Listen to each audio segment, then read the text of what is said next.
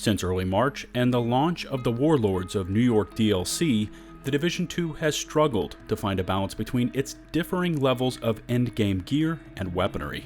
This internal struggle between high-end, perfect versions of those high-end pieces and exotics has led to frustration within the gamer base, especially centered around exotics.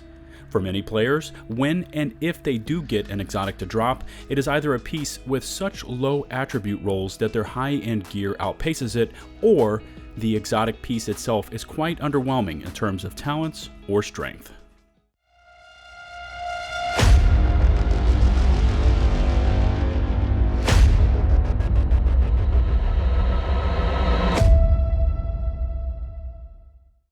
What's going on, Division Agents? It's LtBuzzLitebeer, and today I am going to walk you through 6 changes to exotic gear you need to know are coming, and some of these are quite substantial. But before we begin, if you are not yet a sub, please take just a moment to smash that sub button for dedicated Division coverage, and don't forget to click on the bell icon to receive all notifications from my YouTube channel. And with that, let's begin this 6 changes to exotics you need to know about breakdown. Sawyers knee pads were first introduced in Title Update 6 in honor of Odessa Sawyer, the matriarch of the theater settlement, herself a former Washington, D.C. Division agent that lost her leg in combat when it was hit by a hyena sniper. Sawyers knee pads were originally a bit more interesting than their current version, as they featured 3 talents, including jammer pulse charge speed, a disrupt effect to destroy enemy skill proxies, and bonus armor for performing cover-to-cover maneuvers. Now, since Title Update 7, these utility knee pads were reworked to a single talent known as Grace Under Fire that removed stagger from explosions and granted an agent a brief 1 to 2 second damage immunity if a player remained in cover for 6 to 12 seconds. As expected, most players, upon looting this exotic, placed them into their stash box or simply broke them down for exotic materials. However, with the upcoming Title Update 9, Sawyers knee pads have the potential to become a solid offensive gear piece and could complement your overall damage output.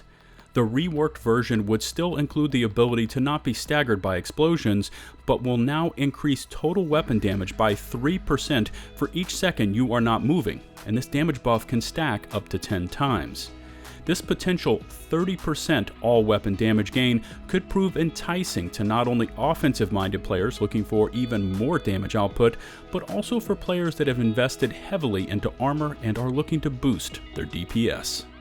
Included with the Warlords of New York DLC, the game also received many new exotic items, which leads us to the next gear piece for discussion, and that being the Imperial Dynasty holster.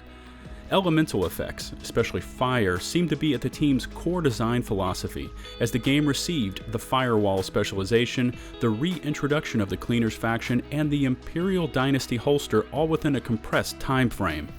Dragon's Glare, the talent for this exotic holster, applies burn to the enemy closest to your character as long as they are within 20 meters, and this talent has proven especially effective at mob crowd control.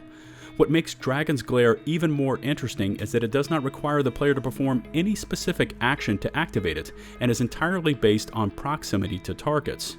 Now, since this holster is devoid of a brand bonus, the cooldown for Dragon's Glare, currently set at 40 seconds, is being reduced to 35 seconds for Title Update 9. Now, for players speccing into elemental and status effect damage, this reduction in time for the fire defense to proc, when paired with items that promote status effect spreading to surrounding NPCs, could amount to some intense and interesting elemental builds. The first exotic gear piece introduced to the Division 2 arrived in June 2019 and required an intensive search for materials and completing very specific open world events.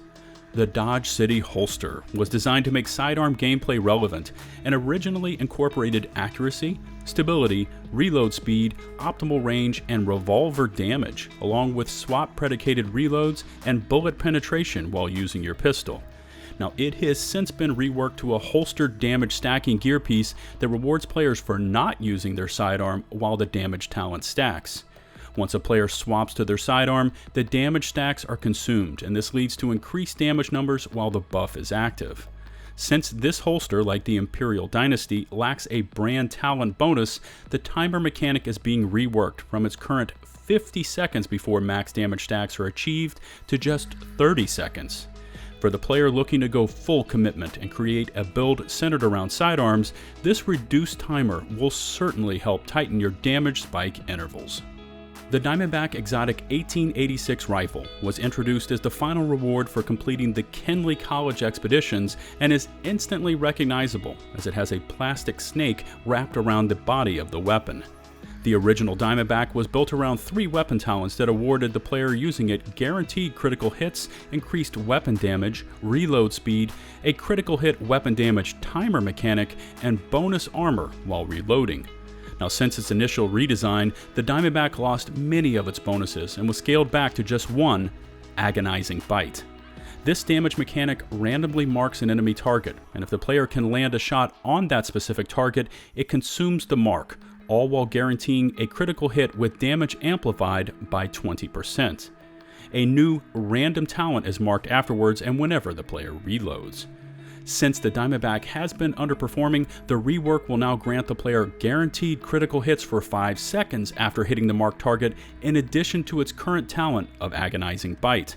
Since critical strikes are the current strongest offensive item a player can spec into, another timed bonus guaranteeing critical hits will help out the player wielding the Diamondback and is spec'd into critical hit damage. Designed around the concept of the Hyena faction, the exotic Merciless rifle has been found in games since its release in March 2019. Everything about the Merciless was unique, from its odd tape wrappings to its 2-burst trigger group, and finally its original weapon talent of guerrilla warfare. This talent incorporated the binary trigger 2-burst mechanic, and that the first shot would embed a primer round, while the second detonator round would ignite the primer round and inflict explosive damage versus targets.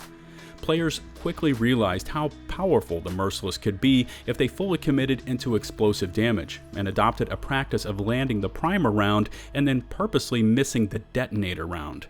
Once the maximum 5 primer rounds were embedded in the target, they could then land their detonator round to ignite the rounds and apply 500% or more damage in one shot. The Merciless has since been reworked around weapon damage versus explosive damage in that it now promotes accuracy. If the player lands both bullets on target from a 2-round burst, they gain a damage stack. At 7 stacks, shooting an enemy creates a 7-meter explosion, dealing 900% weapon damage and consumes the stack. Now with Title Update 9, the Merciless weapon damage stack will increase by 30% from 900 to 1,200 if the player reaches the 7 stack and triggers the mechanic. The 6th and final change to expect to exotics in Title Update 9 is that you will be able to upgrade your current level 40 exotic gear via the crafting bench. And this was confirmed by Nicky Cuppins, senior game designer at Massive, when he took to Twitter when the State of the Game stream was cancelled and made this public announcement. Now, the full details have not yet been revealed, but among the confirmations he did make was that current level 40 exotic gear will have the capacity to be upgraded. Level 30 exotics that you currently have in your stash will be eligible to be upgraded to level 40 items, and there is a bit of information centered around consuming exotic materials that have been accumulated in a player's stash. Exotic crafting materials are currently capped at 20, and players have long been asking for a use for these so they can not only engage in the crafting mechanics, but clear them from their stash space. Now, we don't know the full details for this upcoming mechanic, but of all the proposed changes to the exotic gear economy, this could be the greatest change.